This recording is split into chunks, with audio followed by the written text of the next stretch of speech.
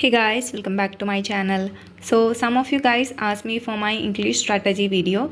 I'm sorry it was a bit late, but here it is now. Okay, before going to the video, I have already uploaded videos on my reasoning strategy and quantitative aptitude strategy. I'll give the link in the description box. Do check it out. Okay, so let's start.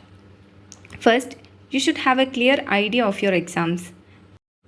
Generally, for prelims, there will be 30 questions, 30 marks, and 20 minutes is provided. In RRBs, there is no English section in prelims, okay, but it is a subject in mains.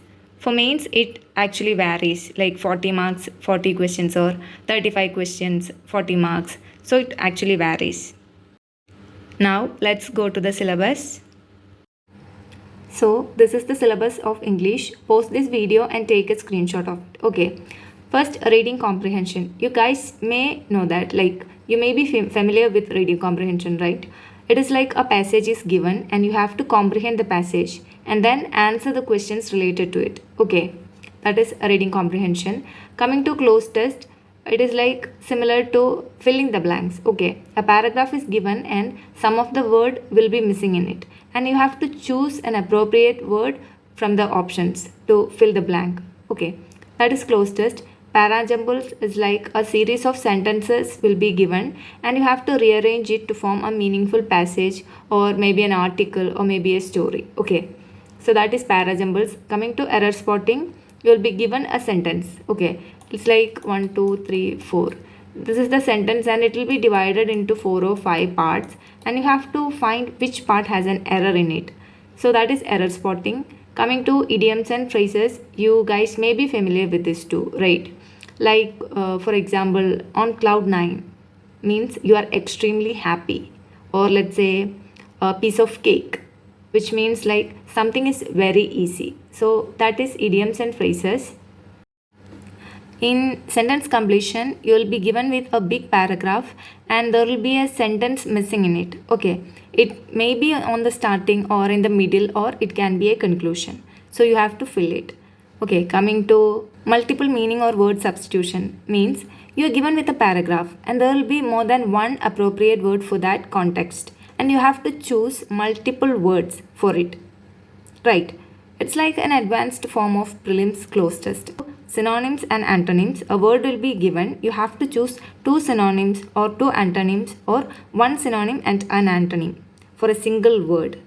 Like for example, you are given with the word outstanding. Okay, the synonyms can be magnificent or admirable and the antonyms can be like ordinary, average, or like normal, right?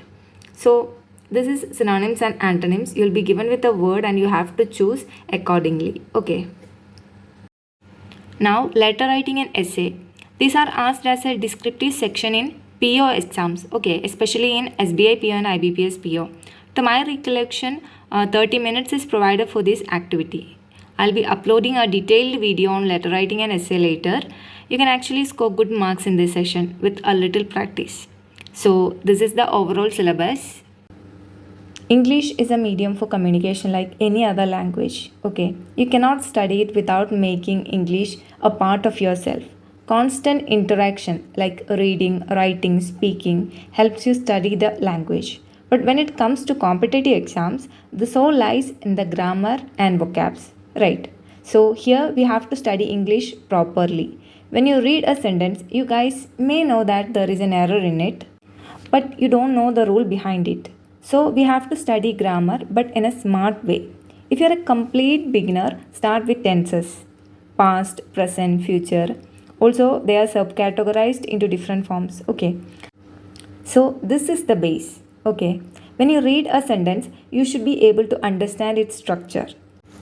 So once you're familiar with the structure, go for a crash course or grammar rules in YouTube. You can find a lot of videos on grammar, its short tricks and tips. Okay, I studied Nimisha ma'am's 120 rules of grammar and it was really helpful.